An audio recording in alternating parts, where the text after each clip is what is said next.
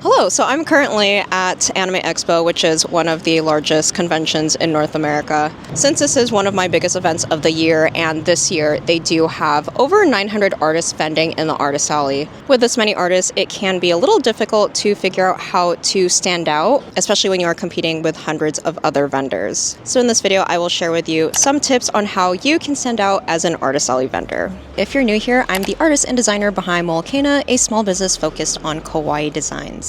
I've been vending for over 4 years now.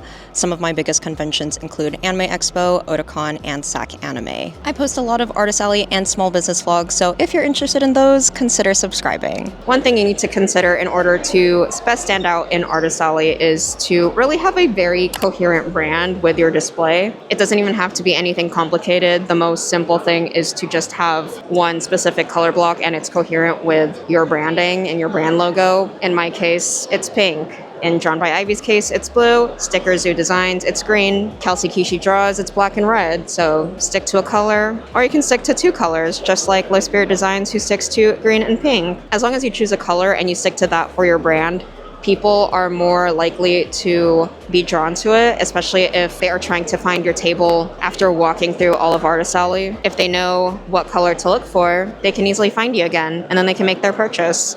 Versus if they were walking around Artist Alley, you didn't really have a specific color. Also not considering product, by the way, but just color in general. They don't know what to look for. To stand out, consider creating event or region-exclusive products. Especially for big conventions, you're basically competing with other artists who probably have the same, if not similar, product offerings as you. And in order to incentivize attendees to consider looking through your catalog, you can offer a product only available now. I personally offer Otani stickers that are only available in SoCal events. So whether you're in Los Angeles, the OC area, San Diego, and so on, those are the only locations where you can get the sticker. I don't have it at my NorCal events. I don't have it at my out-of-state cons, just in SoCal. If you have these exclusive items, it does incentivize people to want to purchase it now, especially if it's something that they enjoy, because they can't get this item anywhere else, nor can they get it online. They can only get it at this event. If you didn't already, I am also on Twitch, where I have been streaming almost weekly. I try to do weekly, but granted that was before Anime Expo, but now that I'm pretty much done with Anime Expo prep, I will do my best to stream once or twice weekly. I will have my link down below. Usually I do streams with other artist friends, or I'm co-working, or even just prepping pins. So if you're interested in that type of content, feel free to follow me on Twitch. I am probably streaming right now. Maybe. We'll see. To help yourself stand out, consider having a tall display. In this case, I would max out the height if you can, especially if this event does have a height limit. For example, for Anime Expo, it is 7.5 inches from the ground. So in this case, it's about 5 12 by 12 grid cubes. You are going to compete with a lot of height in Artist Alley, and even if you don't have a lot of product, you need to be able to keep up. For a very minimal product, let's say you're just starting out or you don't have a lot of variety, I often suggest having displays at least 3 to 4 grid cubes tall, ideally 4 grid cubes, and then at the topmost level, you can have your brand signage just to fill up that space. In my opinion, maybe this is a bit biased, it is not too difficult to get a decently tall display. I'm not saying you need to have 5 grid cubes tall, especially if you're just starting out, but this is an example of my display back in 2022 when I first started.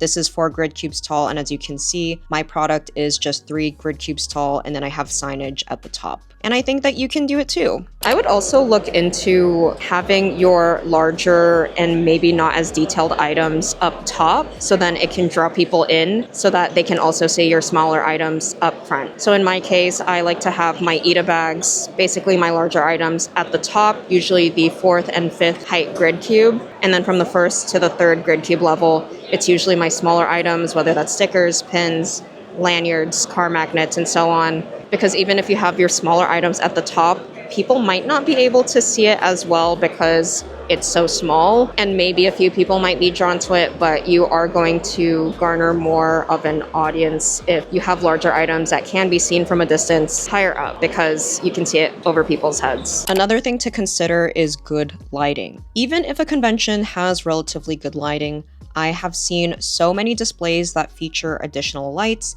especially if it accentuates their prints or pins. and it does make a big difference. You can invest in something as small as a clip-on light, and it can help a lot in attracting people to your display if you just happen to have a little bit more brightness that draws people in.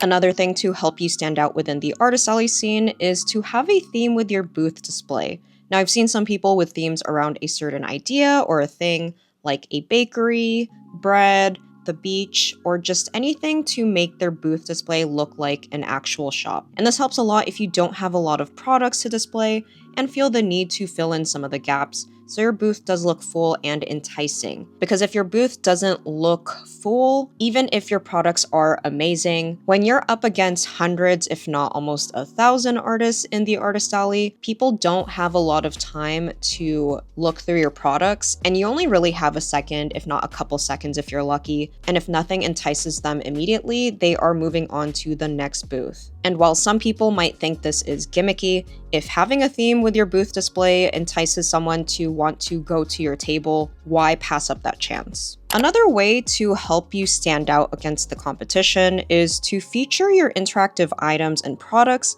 and allow customers to try them, because customers want nothing more than to touch things. For example, if you have clicky keychains, display them hanging on a grid so attendees can interact with them, whether that's displaying your shaker keychains so people can shake them, putting out hats for people to try and wear, or having a blank notebook that you are selling for people to write on so they can see how certain writing utensils might not bleed through the paper. Allowing customers to play and try things out for themselves is more likely to convince people to want to go to your booth and maybe even make a purchase that they otherwise would not have. One way to help you stand out in an artist alley is to participate in a stamp rally. So what are stamp rallies? Just a general explanation, it's basically a rally where a bunch of artists are participating so that attendees can visit every single booth, and at the end, they can receive a prize. I do go more in depth on stamp rallies in this video where I basically talk about how to organize one, how to participate in one, and all of the intricacies of being in a stamp rally. And the reason why it does help you stand out is because if you don't have a lot of motion, so to say, whether that's being new to artist alley, maybe you don't have as big of a social media following, by being in a rally, you can get a lot of people to circulate within the artist alley, and people have more of an incentive to visit your table and actually get a chance to look at your products. And this is one way you can do so by participating in a stamp rally. Another thing I've seen that's been really fun at artist alley and has been known to attract some attendees to people's tables is a fun tip jar. Now, I've seen some people have tip jars dedicated for their pets, kind of like a Momo treat fund, or they may make a game out of it where people can vote for their favorite character, or who is more likely to win in a fight. And it's Toru from Fruits Basket and Sukuna from Jujutsu Kaisen. Please vote below in the comments, and I'm curious to see your take on who would win between the two. If you're curious on my experience vending at Anime Expo this year against 900 plus other artists, watch this video for my AX vlog, and I'll see you in the next video.